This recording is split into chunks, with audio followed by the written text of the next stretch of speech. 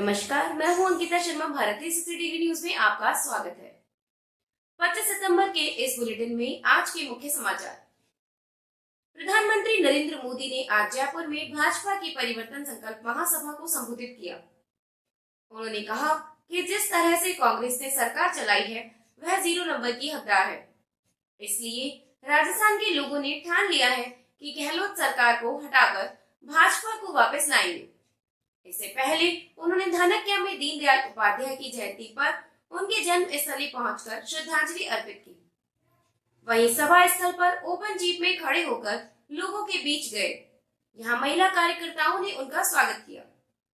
जयपुर में मोदी की 4.5 साल बाद सभा हुई है। मोदी ने कहा कि मैं जयपुर ऐसे समय आया हूं जब भारत का गौरव 7वें आसमान पर है, जहां कोई नहीं पहुंच पाया। चांद की उस सतह पर भारत पहुंचा है। पूरी दुनिया भारत के पराक्रम से हैरान है।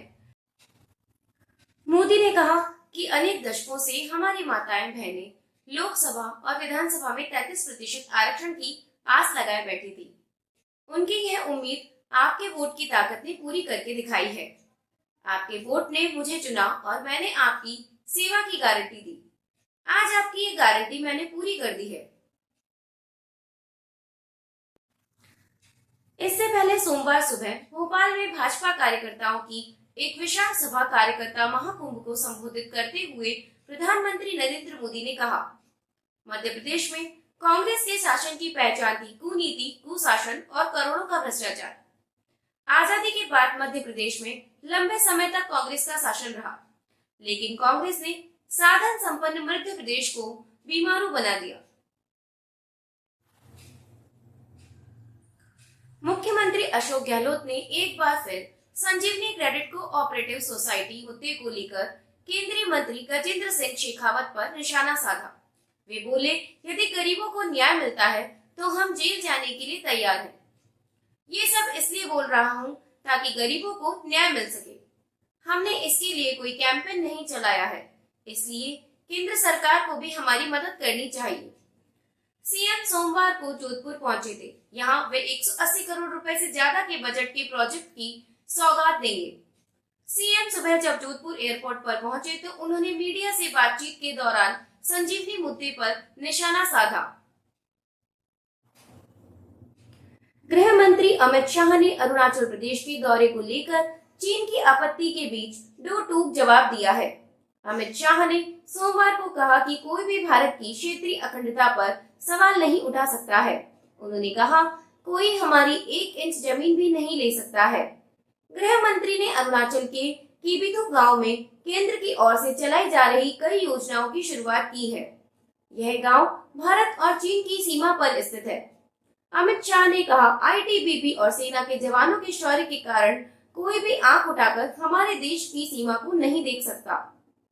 अब वो जमाना चला गया जब भारत की जमीन पर कोई भी कब्जा कर सकता था। आज सुई की नोक बराबर भी जमीन पर कोई कब्जा नहीं कर सकता। शाह ने कहा, अरुणाचल प्रदेश की एक बहुत खास और अच्छी बात है, जब आप यहाँ के लोगों से मिलोगे तो वे नमस्ते नहीं करेंगे। यहाँ के लोग जय हिंद बोलते हैं। यहाँ कोई भी अतिक्रमण नहीं कर सकता। इसकी वजह यहाँ के लोगों की देशभक्ति है। बिलासपुर में एक जनसभा को संबोधित करते हुए जाति जनगणना पर कांग्रेस सांसद राहुल गांधी ने कहा, भारत सरकार के 90 में से सिर्फ 3 सचिव ओबीसी समाज के हैं। किसी को चोट लगती है तो भारत एक्सरे कराने के लिए कहता है, जिससे पता चल सके कि कितनी चोट लगी है। जाति जनगणना हिंदुस्तान का एक्सरे है। इससे पूरे देश को पता चलेगा कि ओबीसी, दलित, आदिवासी, महिला कितने हैं। एक बार ये डेटा सामने होगा तो देश सबको साथ लेकर, सबको भागीदारी देकर साथ चल पाएगा।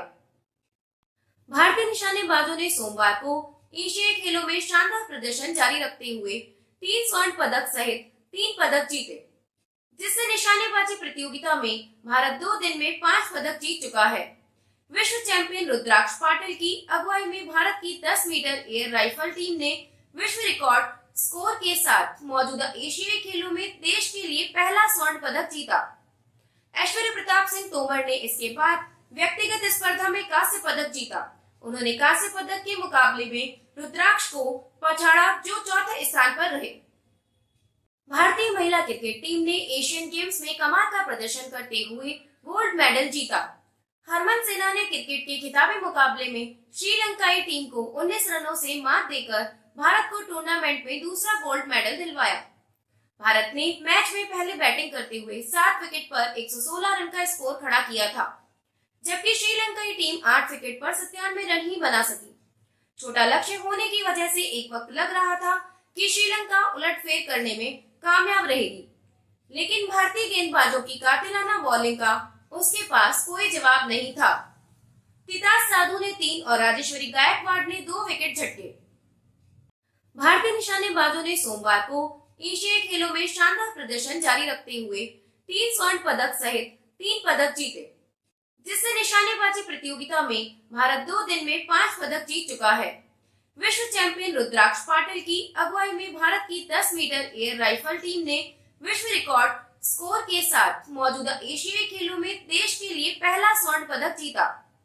ऐश्वर्य प्रताप सिंह तोमर ने इसके बाद व्यक्तिगत स्पर्धा में कांस्य पदक जीता। उन्होंने कांस्य पदक के मुकाबले में रुद्राक्ष को पछाड़ा, जो चौथे स्थान पर रहे। हिडन एयरबेस पर सोमवार को भारतीय वायुसेना को नया हथियार मिला।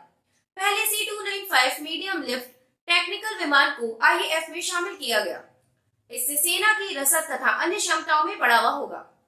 रक्षा मंत्री राजनाथ सिंह की मौजूदगी में C295 को IAF में शामिल किया गया। वायुसेना प्रमुख air chief marshal VR Chaudhary वायुसेना और एयरबेस के वरिष्ठ अधिकारियों के साथ इस कार्यक्रम में शामिल हुए। इसके बाद रक्षा मंत्री सिंह सर्वधर्म पूजा में शामिल हुए, जो C295 को वायुसेना में शामिल किए जाने के उपलक्ष्य में आयोजित की गई।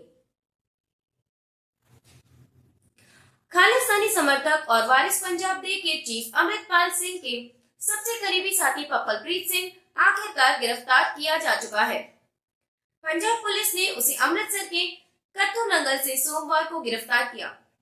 पिछले महीने पुलिस को चकमा देकर जालंधर से फरार होने के बाद से दोनों लगातार साथ थे।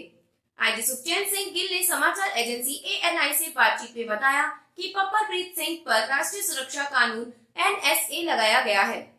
उस पर पहले से 6 केस दर्ज हैं। उसे डिब्रूगढ़ जेल भेजा जाएगा। स्पेशल सेल और पंजाब पुलिस की जॉइंट ऑपरेशन में ये सफलता हासिल की गई है। पुलिस सूत्रों के मुताबिक वह अमृतसर में अपने गांव आकर सरेंडर करना चाहता था, लेकिन उससे पहले ही पंजाब पुलिस और काउंटर इंटेलिजेंस ने जॉइंट ऑपरेशन कर उसे गिरफ्तार कर लिया। इसी के साथ आज के समाचार समाप्त हुए। नमस्कार।